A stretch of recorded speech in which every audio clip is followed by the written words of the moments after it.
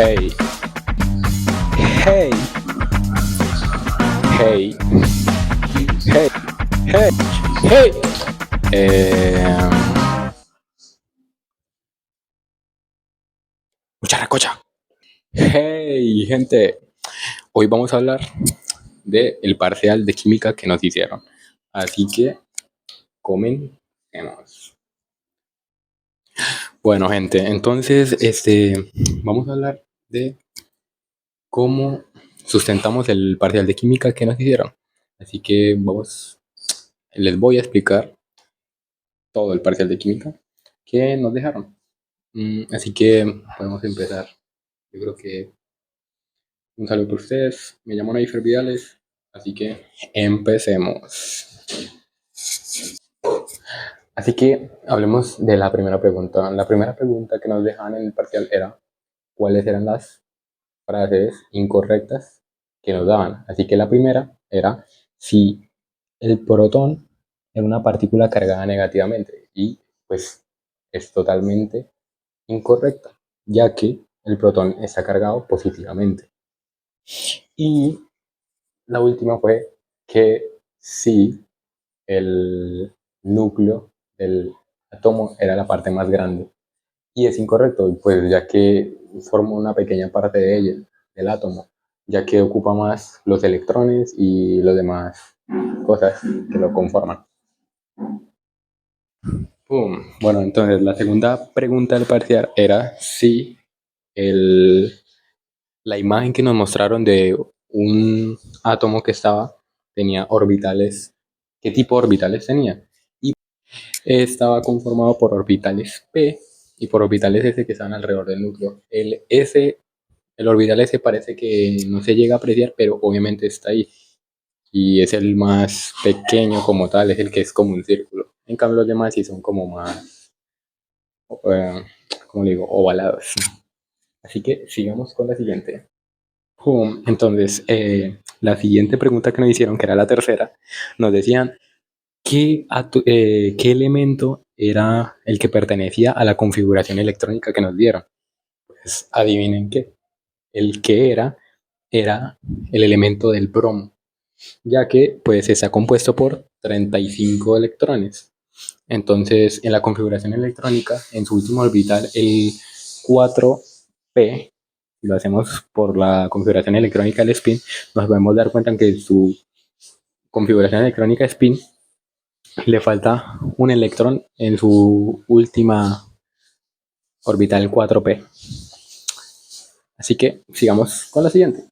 Boom. Entonces, la siguiente pregunta, que era como la cuarta del parcial, nos decía que cuántos electrones, protones y neutrones tiene el isótopo 208 del plomo.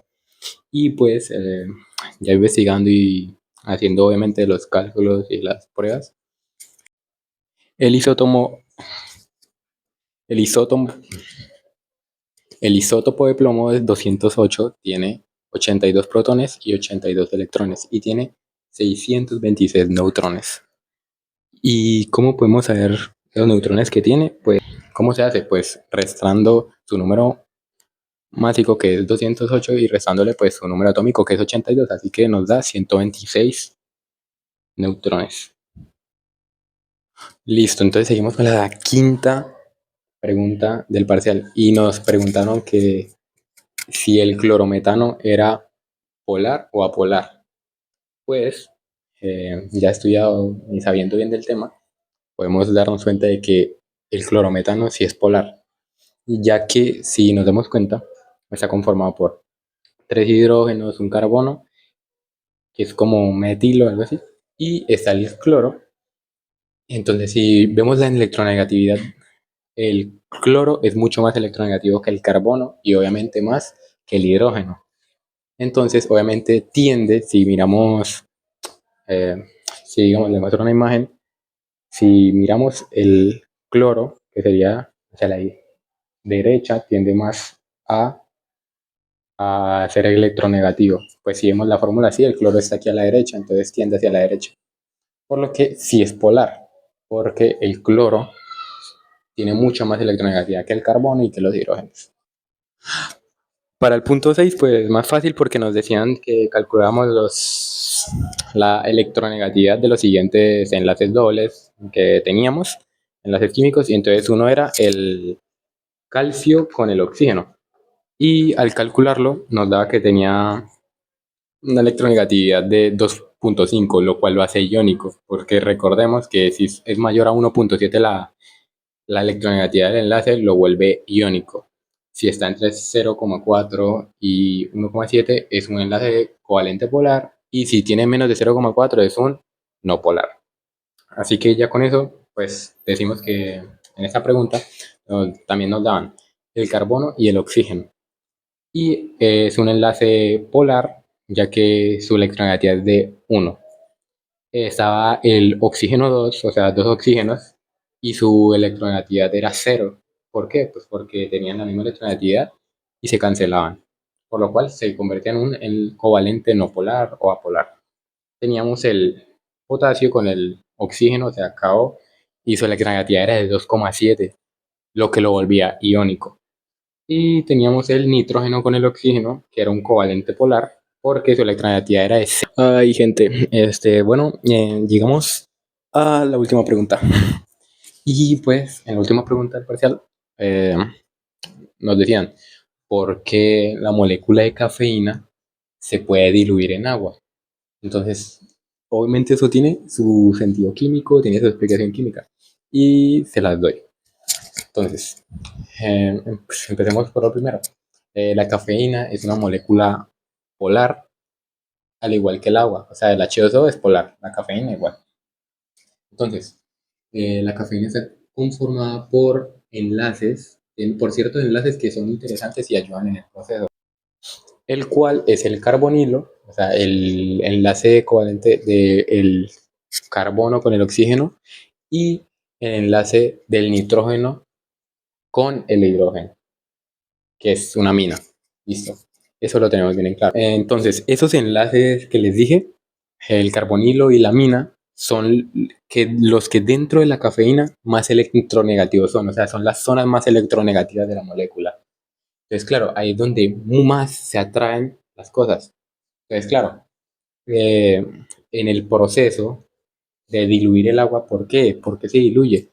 Pues esto es debido a que el lado electronegativo de la molécula, que sería el carbonilo de la molécula de cafeína, se atrae con los hidrógenos del agua.